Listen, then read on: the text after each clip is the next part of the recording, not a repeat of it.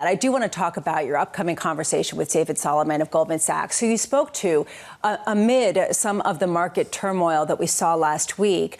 What was his take on it, and potentially how much was stemming from uncertainty around the Fed and around what we're seeing in the U.S. economy?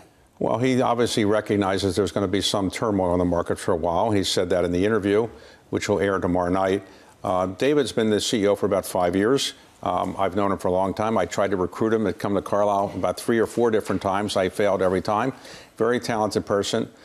He obviously had some turmoil early on in some of the parts of what he was doing, but he's now seemed to be in really strong shape. The Goldman stock is doing quite well. The performance is very, I'd say, strong.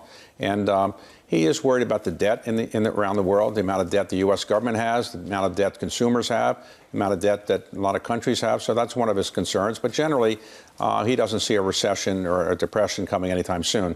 You didn't get him, but you did get Harvey Schwartz, so you didn't do too badly in terms of recruitment. I am concerned, though, about just the divergence that we're seeing with respect to what CEOs are saying, and then some of the data that's coming out that just seems kind of messy. From your perspective, from your vantage point as an interviewer of David Solomon and all of these other behemoths in the finance industry, but also overseeing and really understanding consumer dynamics, where are we in this pendulum of weakening but not yet weak?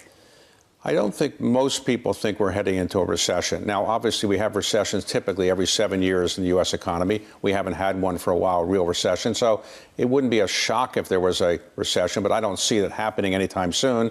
The economic data is still pretty good. Most people expect the interest rates to be lowered, probably, I suspect, in September. And I think when that happens, I think the market will respond favorably. Do you think that it would be prudent for the Fed to cut by 50 basis points? I would think it's prudent for them to cut back interest rates, whether it's 25 or 50, I will leave to the Fed. But I think it's unlikely that the Fed will say, because of the election season, we won't do it. In other words, I used to think that the Fed would not do any cutting before the election.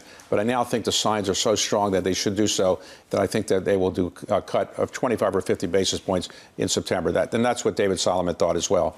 And in the meantime, as the market tries to figure that out, it's been whipsawed back and forth, and probably a good example of who to talk to in one of those moments is the legendary energy trader John Arnold, who you speak with for an upcoming episode of Bloomberg Wealth. And you talked about this idea of his trading strategy. I just wonder if any of that is kind of applicable to today as people try to trade these markets and really grasp for what the direction may be. Well, John Arnold, for those who don't know, was a legendary trader at Enron, then later started his own company, and he had rates of return that were over 100% a year.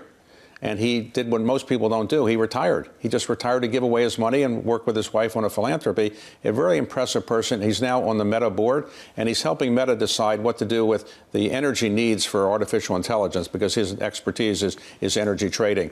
A very impressive person. I would say that the volatility in the energy markets will probably abate a bit sometime soon. But he's not in energy trading right now for third parties. He may trade for his own account. We don't know what he's really doing. But he's mostly spending time on philanthropy. I would say he's a very impressive young man. He became a multi-billionaire well before the age of 40. What's the advice on the energy infrastructure to power these massive data centers because of AI?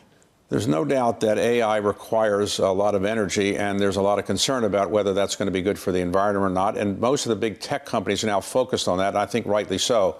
But I think that's a problem that will be solved in time. And clearly, alternative energy will help mitigate the problem, I suspect. Right now, I think one of the biggest things that people are focused on is who's going to be the next president of the United States.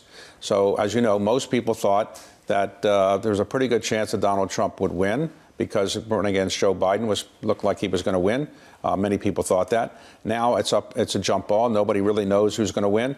And I think we're going to see a lot of turmoil in the markets till the markets really say, yes, X or Y is going to be president of the United States. You just sat down with David Solomon. You just sat down with John Arnold. What are they thinking about U.S. politics right now? Well, they try to avoid it, just like I try to avoid it, too. But they may be more involved in politics than I am. I don't get involved in giving money to any politicians, but I do. You don't give money, but you talk to everyone. I talk to them all. In fact, I have a book coming out in a couple of weeks on the presidency. I interviewed Donald Trump for the book, and I interviewed Joe Biden for the book. and it's about the presidency and the importance of it. And it's called the highest calling. Now, I used to say that private equity was the highest calling of mankind, but I had to admit that the presidency is probably a higher calling than private equity. But it's very close. I love that you say that you try to stay away from it, but you were the one who brought it up, and so we have to go there. There is a real question here about how much turmoil there actually will be, and some people are saying, I'm not going to get into it, and it's not going to be that significant. Where do you see the balance of risks? I mean, what is the Harris trade? Well, I think right now the markets are uncertain as to who's likely to be president. It's clear to me that she's gotten much more support than people thought she would have gotten, because remember, as vice president, she wasn't as visible figure as some other vice presidents have been, and the Biden people thought that only Biden could get elected. Now they recognize that she can probably get elected. I think President Trump has not yet figured out exactly how to attack her, and I think their campaign is a little uncertain, but he's a smart man. He's gotten elected before, and I think it's going to be a pretty close election either way. Do you sleep, David? I'm sorry? Do you sleep? About 5 hours a night, but that's enough.